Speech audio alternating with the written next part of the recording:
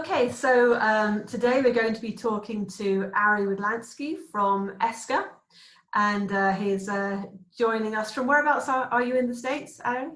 Yeah, so I'm out of South Florida, so east coast of Florida, about 30 minutes outside of Fort Lauderdale. Very nice. So and a bit of a nicer weather over there, I'm assuming, than it is in the UK. Very grey and grizzly today. Yeah, it's a nice time of year here. These 3 4 months are weather-wise very nice. Well, I envy that, I have to say. So, thanks for taking the time to talk to us today. And we just wanted to talk to you about what your thoughts are around Procure to Pay and what that has meant, what that's going to mean for us going into 2021, and really what your thoughts are about that. And before we do that, if I could take you back maybe a couple of years and just to get your thoughts on what you think has been like the main point of focus over the last 3 years, and the most significant point for Procure to Pay over the last, say, 2 to 3 years. If you could pinpoint that, what would you say it was? Yeah, I mean, that's a great question, Ellen. A lot over the last 3 to 5 years, a lot has shifted as it relates to moving from more of these point solutions or single solutions within the Procure to Pay process to more consolidation. So we've moved from that desire to have that full end-to-end automation, single solution, really kind of highlighting the need for those best of breed solutions to help scale within the organization. And what do you think the driver of that has been? Because that's something that we've noticed as well, particularly over the last 18 months or so. What would you think the driver of that would be? Yeah, I mean, a lot of companies have looked within the organization, within their tech stack. They've seen these legacy ERPs or ERPs that they've been saddled with kind of large support, maintenance fees, constrained IT resources, and they've just kind of looked elsewhere and said, is there a better way for us to do this? And is that a trend that you expect to see continuing, or do you think that some organizations will still want to take the big bang approach of a large scale implementation? I do expect to continue to see this trend. I mean, a lot of the organizations that we consult and work with are saying, we don't want that big bang approach. We want more kind of smaller, bite-sized, kind of quick wins that allow us to continue to grow and iterate and change as our organizations change and the competitive landscape changes. And do you think that that's something which has accelerated over the course of this year, particularly in relation to the COVID-19 crisis that we've all had to obviously deal with and live through? Yeah, I mean, it's been an interesting year for everyone, and that's probably putting it lightly. I mean, without a doubt, there's been change here in the SaaS space, in the technology space. A few reasons I believe this to be the case. One, the pandemic has obviously forced companies to tighten their belts, to put more of an emphasis around projects that the bottom line that the projects are going to deliver. I think companies looking to we've heard this term a lot, automate anything. So how do we look to the different business cycles that our company operates in and how we engage with our customers, improve on that. It's been even more stringent in the desire to really drill in and look at that. How is it impacting how we're interacting with our customers and the bottom line that it's returning? Yeah, I mean, I can see that that's something that's only going to continue as we go through into 2021. And do you think that's been accelerated by the move towards remote working, for example? Absolutely. So, I mean, and fortunately for Esker, that's a core competency of our technology is we help companies move their workers and highlight the need for workers to be remote, to be able to work remote successfully and help their customers and their vendors and their suppliers interact. So without a doubt, that's something that everyone, no doubt about it, has seen worldwide, the need to transition from in-person workplace to a remote workplace. And then what are the tools that they can use to help just engage again with their customers, with their prospects, with their vendors and suppliers. And this is an area that Esker really, helps companies. Never been more important, really, has it, to advance that digitization project?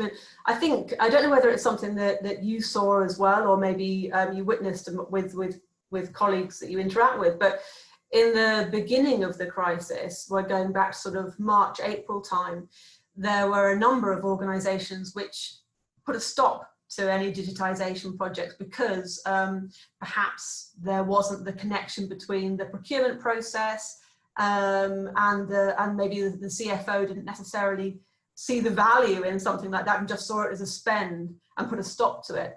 Do you see that as something which has continued, or do you think that's something which organizations have been able to see past, in your experience? Yeah, it's a good question, and of course, we like every other SaaS company in the world, really probably we saw a pause on projects. So early part of 2020 was difficult for everyone. We saw definitely a pause on specifically new customer engagements. We saw a pause on some of these projects. Again, any SaaS company says otherwise would just probably be lying. Fortunately for Esker, the pause in some of these, the new customer engagement was met by many existing Esker customers reaching out for additional assistance and expanding the solutions throughout their business. So this could be throughout different business units, throughout different geographic areas.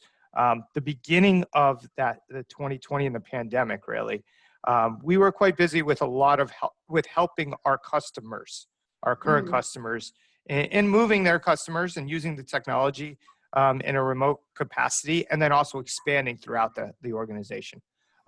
So that was, fortunate for Esker.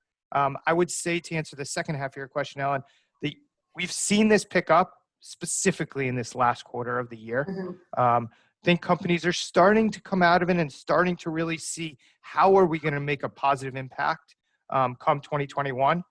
So we are expecting even further growth in the coming year. And I guess it's yes, it's a spend for the organization, but it's a spend with growth in mind, isn't it? So, and sometimes that's the way that you have to look at it. And you can kind of understand that in that initial crisis moment, it's, oh, hang on a sec, we want to stop everything. But actually, in the long run, that you need to spend money on things that provide a company with growth, which of course something like your solution is able to do.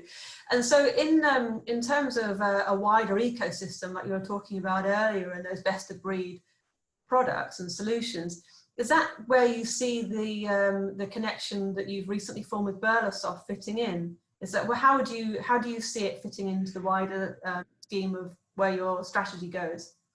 Yeah, it's another really good question. I mean, one of the core reasons that Esker turned to Burlesoft is to increase our reach into the market.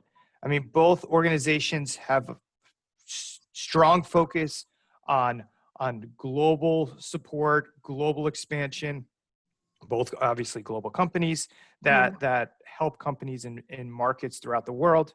Burlesoft's expertise in specific industries, in ERPs, and in their customer first focus is something that that really aligns with what Esker's mission and focus is.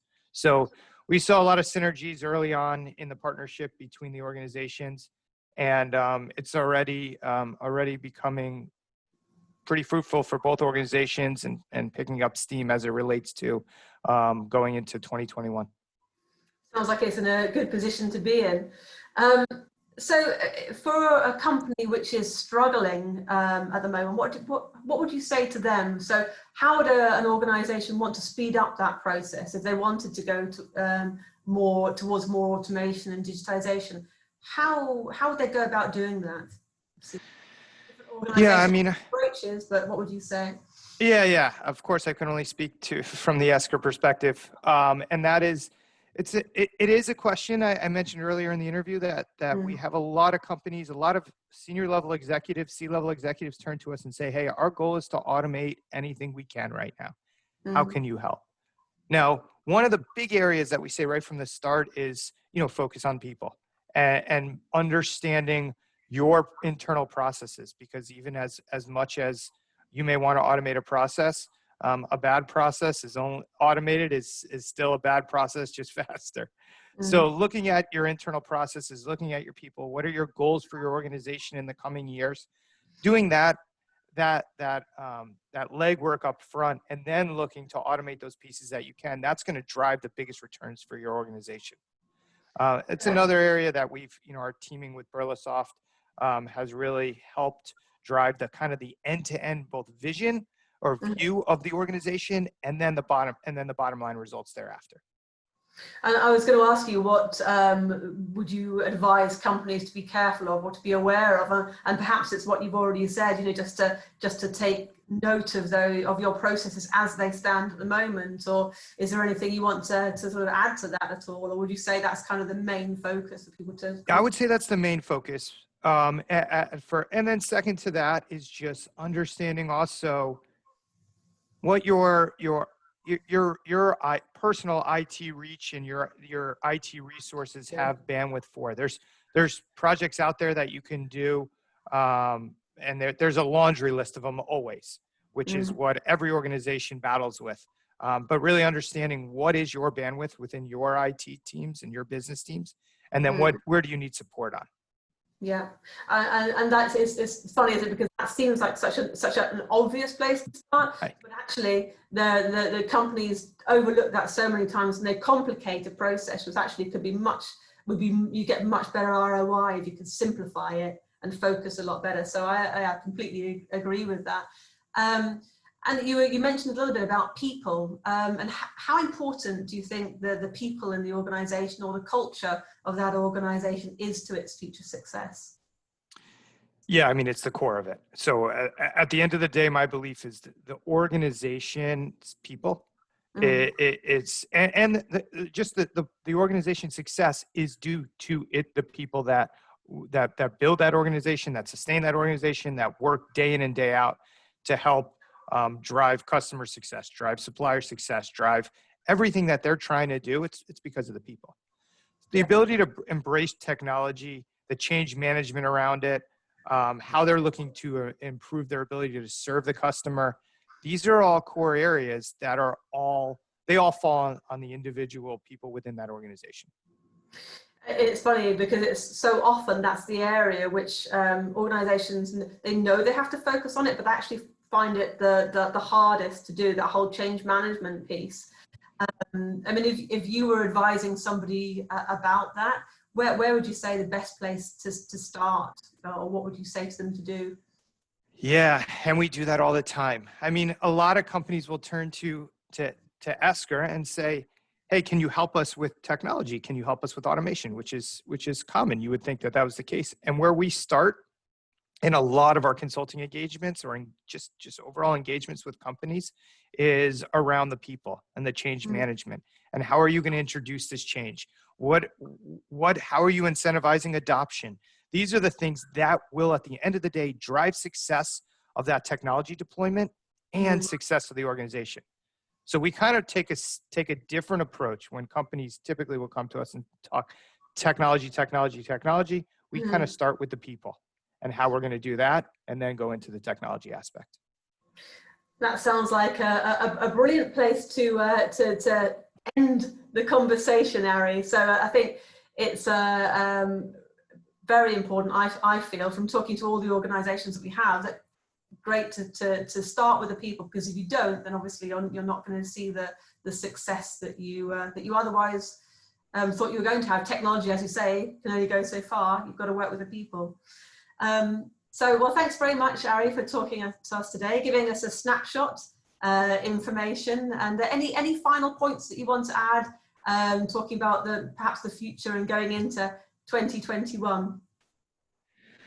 No, I would only add, Esker's encouraged with what we're seeing in the world, in the market, and we're hopeful that obviously, like everyone, 2021 brings a better year for everyone. Surely it has to. Yeah, surely it has to. Exactly. Well, thanks very much for speaking to me today, Ari, and let's wish, well, wishes to you and obviously to Esker. Happy New Year, and to everybody else. So thanks for joining me today. Same to you, Alan. Thank you. Thanks, bye. Bye.